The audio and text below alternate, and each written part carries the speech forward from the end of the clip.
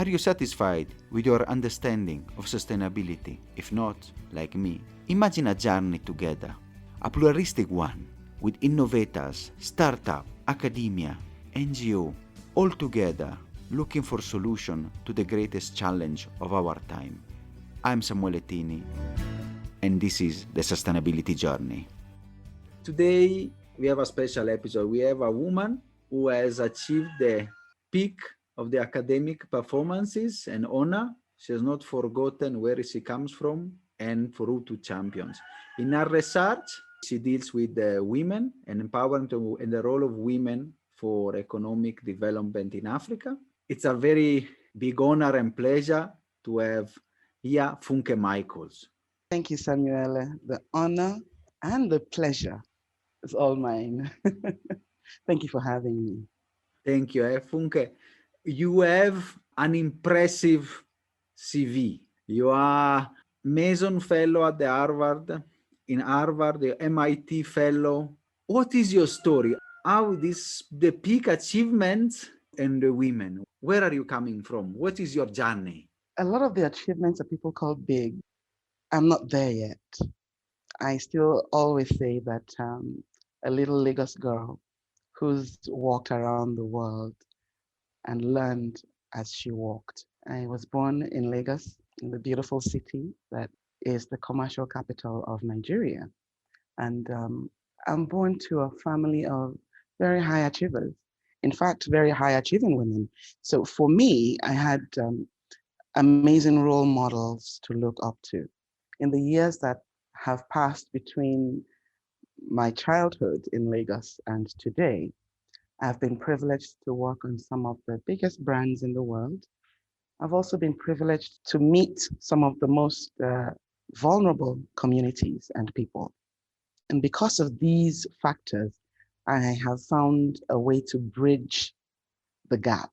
And for me, that bridge lies in education and advocacy. It lies in helping our communities, especially the women, as catalysts of whatever it is we're trying to build in our communities.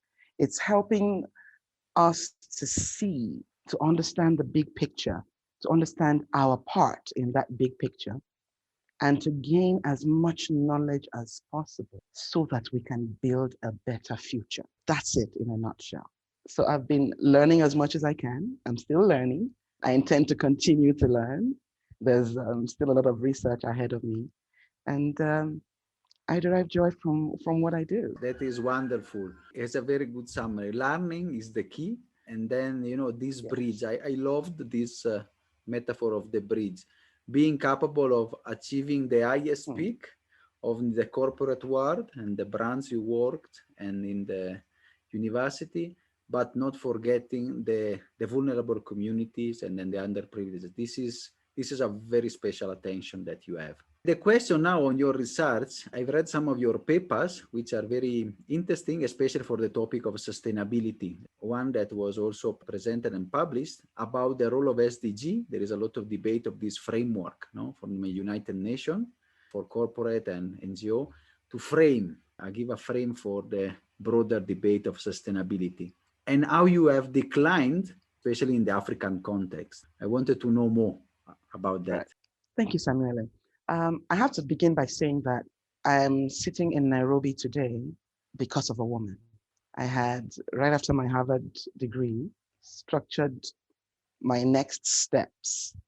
And I felt that on the advice of a friend, I should consider looking at the Nairobi ecosystem.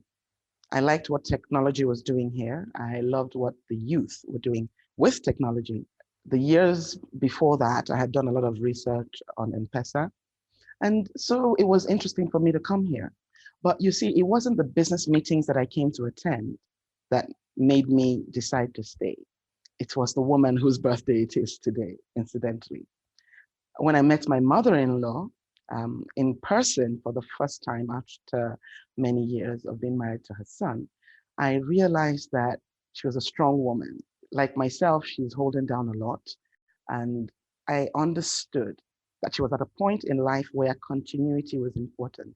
For every business leader, you need to have someone to hand over to at a particular time. And I thought that if I were in her shoes, if I had children who could support me in that role, I would want them to be closer to me. And because of that, I called my husband in Boston and I said to him, hey, we need to come live at home because mom needs us. And this is where we are now. It took him a month to get to me with the kids. And that is the real story about how I got to be in Nairobi. Now, my mother in law herself is a serial entrepreneur. And through her, I've been able to learn a lot about this ecosystem here. She gives historical relevance to the things that I see today.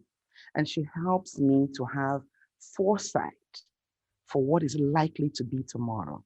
So her own hindsight adds to my foresight in the business that I do and in the classes that I teach. Because of that relationship, I am able to leverage the social structures that are already in existence. And I mean the culture of entrepreneurship, the culture of support amongst the women, the culture of peer investment. And by this, I mean the chamas, the rotational contribution that women do to support one another's businesses. That got me to looking into the mechanisms, and I mean the infrastructures that support these things within our community.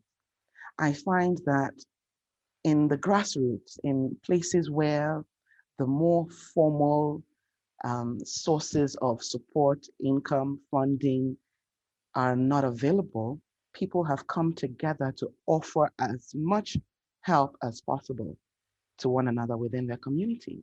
I see communities like the Maasai, amongst whom there's a dichotomy of ownership.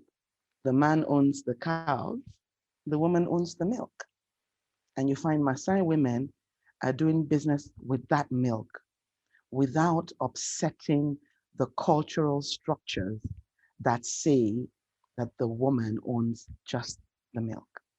So you find people producing probiotic yogurt, like what Julia Koikai is doing in Narok. You find women coming together as chamas, but not chamas for money, chamas for milk. So if you learn how to produce your milk properly and you do it sustainably, and it is brought to the collection point, it becomes your entry, your membership fee into that chama. It means that automatically you get a share of the profits. And so by simple innovations based on existing cultures, women are making a lot of progress. These are the things that I study.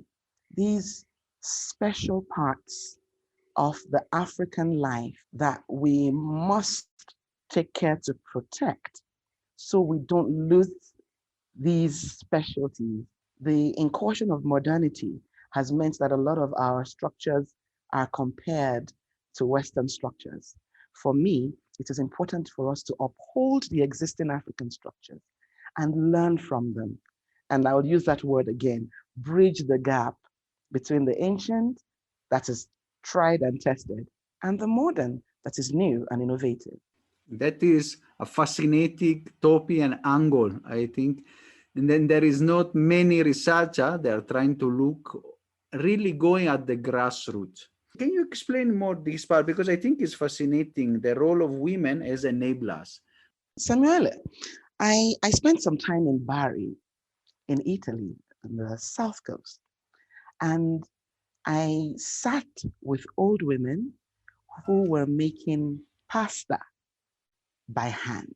Some of these women told me that their grandmothers and great grandmothers and great grandmothers made pasta like that, each one made by loving hands that created it and then sold. And see, these women were passing on that knowledge to younger women who were also producing pasta. So there's an entire ecosystem of pasta producers who have done this for ages. It's the same way. Here in Africa, our women have always taught. And by that, I mean the essentially feminine part of culture that is imparted at the foot of your mother or whomever you see as a maternal figure in your life. These are the people who teach us fairness, they teach us how to share, they teach cooperation, they teach tolerance, they teach the spirit of oneness. In Africa, we call it Ubuntu. I am because you are. These are the people who teach us how to be, how to speak, how to address your elders, how to speak lovingly to children, how to coax the best out of people in any situation, how to use proverbs to express concepts that are so complex that you want to be politically correct in how you say them. These are the small, subtle nuances that we get out of our upbringing. These women also teach us business, how to trade, how to save, how to barter, how to support, the importance of social impact. These are mothers who would say to you, that house over there, I have not seen fire in that house for 2 days. It means they probably have not cooked. Go to Mama Njoroge and take her this for no reason except love. Ubuntu. Now, these fundamental African structures have held us up for decades, centuries, aeons. They are structures that work. When outsiders look into Africa, people tend to see a collection of countries. For us, it's a collection of language groups and cultures. It's people who have the same values and who hold those values dear. Now, those people subscribe to a different sort of governance. And because of that, you can express ideas and concepts like sustainability along those lines. During that speech, the keynote address that you were referring to at Fondazione ENI Enrico Mattei in Milan, at the end of my speaking, a young lady got up. Her name was Alexandra Soresina, and she had been doing real life research in East Africa, talking to women in villages and teaching them how to keep the trees, how to protect the vegetation. The fauna and the flora that is so important to Africa is in the hands of these householders. Now, by teaching these women, you are teaching entire households. And so she says to us at that meeting, these things you have said here are the things we are experiencing in our work.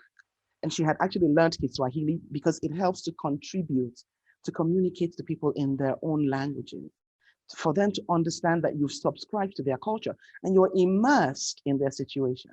Now, one of the things that I put particular attention on during my MIT research was immersion, immersion into communities to understand what it is really that the communities need and how they see the world. You cannot successfully communicate or teach anyone if you do not understand their worldview.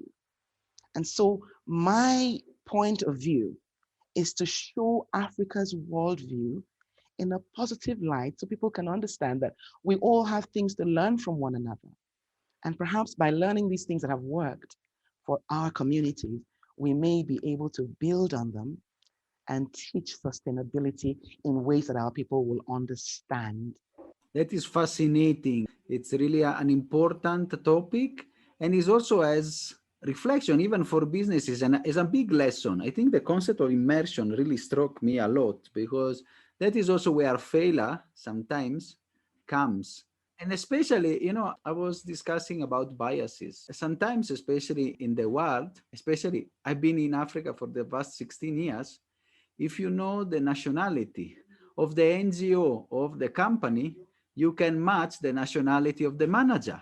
And it really puzzled me sometimes that people and managers, they don't immerse themselves. They really struggle to even understand the language on work.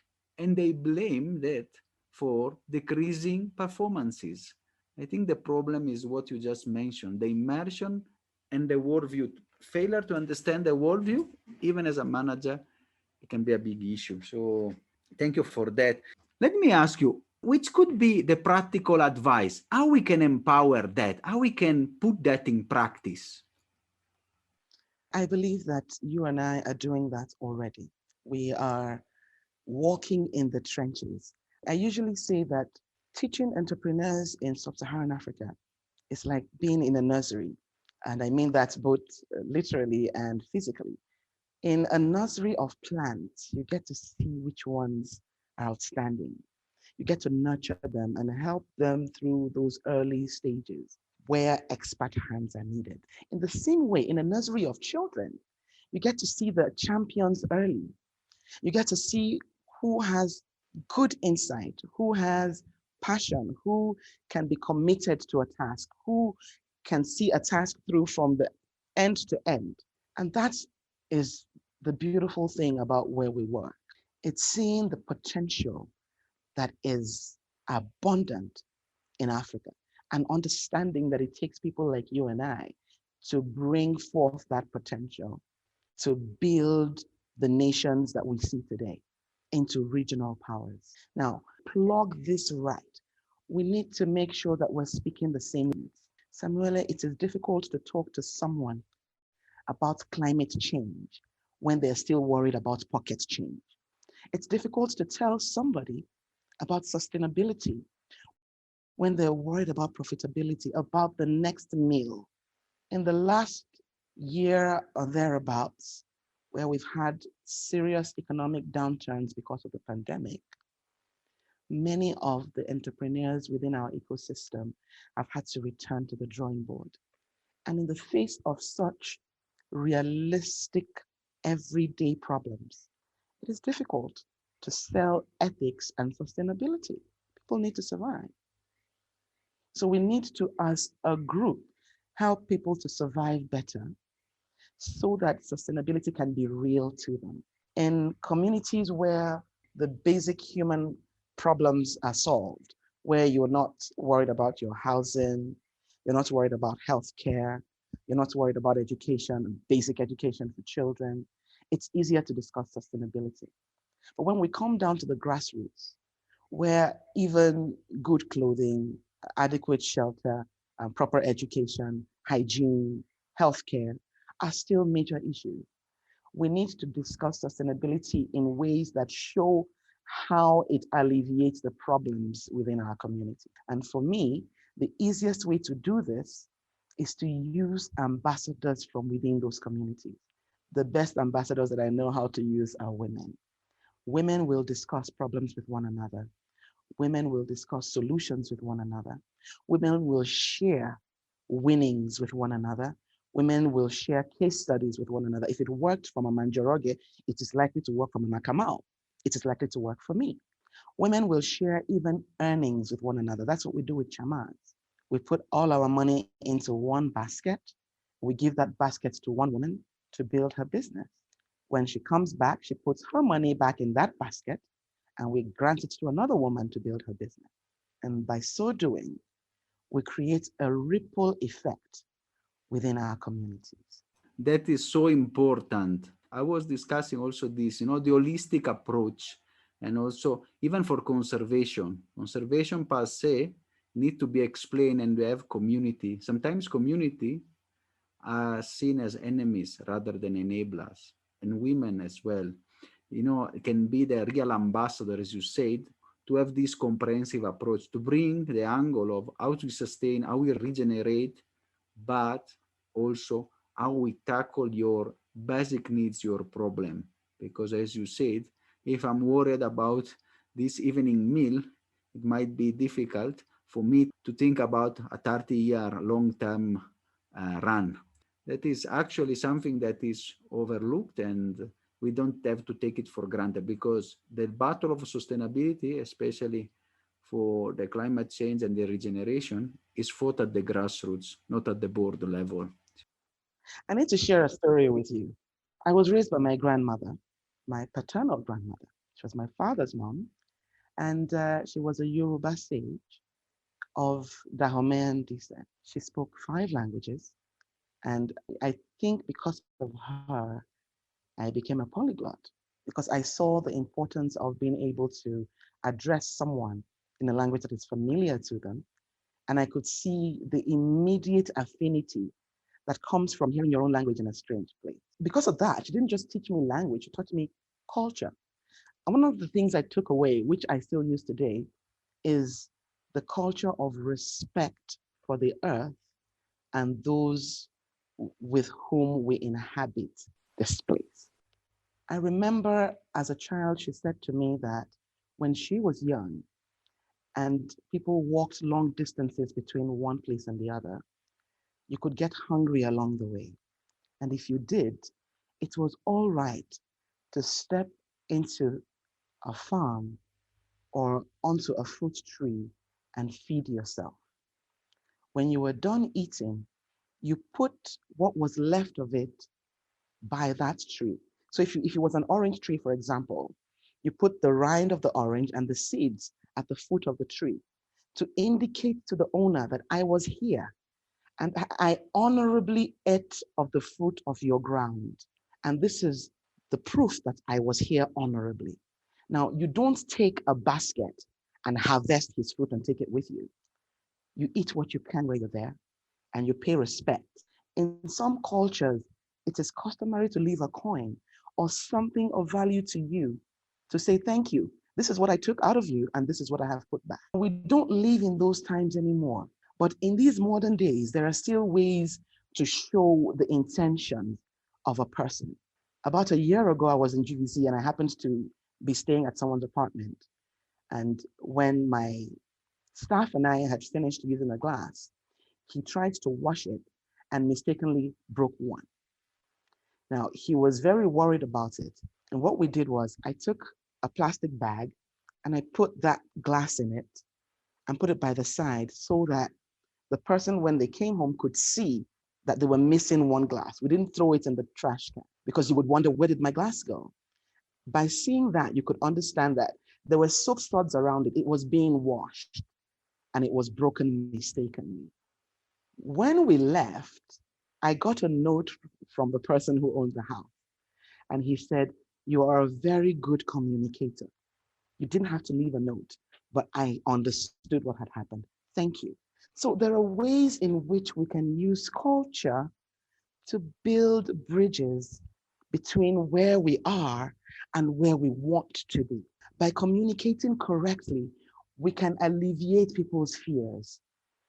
We can make more friends, and we can share the concepts that are important to all of us as joint members of this planetary group called Earth. That is fantastic. It's such an inspiring story, and a way also to show what the respect for art and also the way to respect and honor people. This is the social and environmental responsibility in a nutshell. I want to ask you, I know you have an important moment also to celebrate the reason why you are in Kenya. Which is your advice for the next 10 years? The choices we will do now will affect our very own existence in this planet. So how we can save our planet? Samuele, how did you learn to breathe? That is naturally, yes. Exactly. In the same way, I believe that every human came here with a fundamental understanding of the dependencies between us and the environment we live in.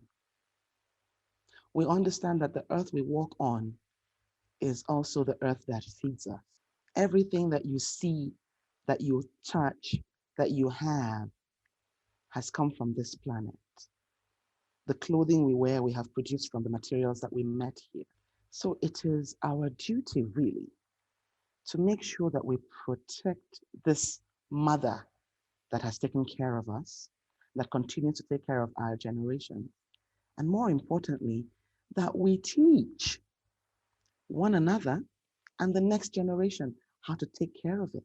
So when you were growing up, someone taught you personal hygiene, wash your body, take care of your clothes, clean up your environment. In the same way, we need to take care of the earth, respect nature, love people. These are the only neighbors that you can think of that we have here until we find other planets to accommodate us. And by that, I mean all of us. We do need to live with one another harmoniously. So I believe that the next 10 years, really, we will create our own future. And it's all dependent on us. No one is going to come from another planet to help us maintain, sustain. We must learn to spread the gospel of conservation at every particular opportunity. Every time you have an opportunity, tell someone, reduce it, reuse it, recycle it, extend your hand to someone else, upcycle it. When we moved here, my family and I decided that everything, as much as possible, that we would use within our homes would be made by local hands. And that's what we've done. In fact, some of the stuff that you see here were made by our hands.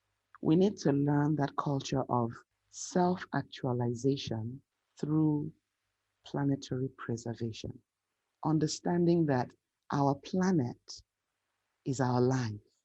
We are because the earth is. Everything that is here breathes so that we breathe. And so we need to learn to teach that fundamentally. The same way we teach kids how to walk, we hold their hands and we walk with them. And when they fall, we pick them up. It's the same way we need to teach sustainability. We need to hold people's hands as individuals and as communities. And if they fall, we need to help them get back up. I also believe that government has a big role to play in this. Because we are organized along the lines of governance, it is important for the leadership to have the will to actually pursue this. I think that is wonderful because you really said there is the top down, so the government and the regulation, but there is the teaching. And who better than the women that we discussed can be the enabler of teaching? Without the women, as your grandmother taught you, the respect for art, and you can say that you are following her footstep. You are really making her proud with your big achievements. I think that is the biggest lesson we can have. Learning and have the women being our ambassador at all level, from the leadership level to the grassroots, to be the enablers for the turnaround that is needed for our planet. I have no word to thank you. I think is I will launch here the appeal to have you again to discuss even more your research and your insight, because I think is a branch of research which is not mainstream but of incredible value both at the theoretical academic level, but most important for the practitioner level, because that is where we need it, practical action and who to target. Indeed, Samuela, it's very true. One of the things I like to say is that women are the single most underutilized free resource on our planet. If we could tap into the resources of our women folk, we would achieve a lot more as a people, indeed as a race. Even business wise, we find that entrepreneurs who start out with as either as women or with partners who are women tend to have more longevity in business. They also tend to have some intuition that helps to grow their businesses. This is an area of research that we're looking at and considering, especially from the grassroots. How many of us have trade, business, or some commercial venture or the other in our ancestry? And how has this knowledge been passed on? In the old days of Africa, if your mother was a dressmaker, you were likely to be a dressmaker. You were likely to get those skills early in life and perfect them quickly. You were likely to inherit the specialties of those that went before you. In today's dispensation, we are fortunate. We can cross teach one another. And so, with co learning, a dressmaker's daughter can also learn how to be a professor. And the daughter of the professor can also learn how to farm. And the farmer's daughter can also learn frugal innovation and become an engineer. So all of these codependencies become benefits for us. As women, we learn early to cooperate with one another, to exist in groups, to leverage the group dynamic, and we can use these as opportunities to teach even cross-generationally. So some of the things that we are learning are things that have been passed down to us, even from mothers who are not biologically ours, but who have been psychologically um, conduits for learning. Now, I'm fortunate in that my mother's a professor of finance. It means that at the back of everything that I do, I have that lens to look through. And it means that there's a strong academic thread to the work that I have done. I've always thought I'm a fourth generation teacher. My mother, my grandmother, the one who raised me, and the other one were both teachers. My great grandparents were teachers as well. And so you find that in my line, it is natural to impart knowledge. And I have benefited greatly from that impartation because by teaching, I have also been learning. It's a two-way street. And sitting in Nairobi has meant that I'm sitting in the very middle of this beautiful ecosystem that's generating amazing entrepreneurs, new wins, great infrastructure, big leaps in technology and digital penetration. What's not to love? It's a good place to be. It is the right place to be at the right time, where energies are there. And being a teacher, you are taught us a lot today. This is an episode that really opened up a lot of insights and a lot of food for thought on how to really work and enable sustainability in a different way, a scalable way, and I think a more efficient way. That is the most important. Thank you so much, Funke. I have no words to appreciate your time and your knowledge, because you have been a real blessing for us and for the podcast, and for the learning experience. Thank you, Funke. I am very grateful. It's always a good opportunity to be able to speak with people, to share my views. My grandmother used to say that if you cooked food and you called a party and no one came, it meant that you had no honor. In the same way, if you speak words and no one listens, it means that there is no honor. But because I'm speaking these words and you listen and others gain, it means that the honor is there and I have been honored by it. So thank you again for the opportunity. I welcome any other chances to speak with you. You know my doors are always open, and I am enriched greatly by these partnerships. Thank you so much, Funke. No words to thank you. Asante sana, Samuel. Asante sana. Are you better off after this wonderful episode? In the next one, we will go to the living labs of climate change.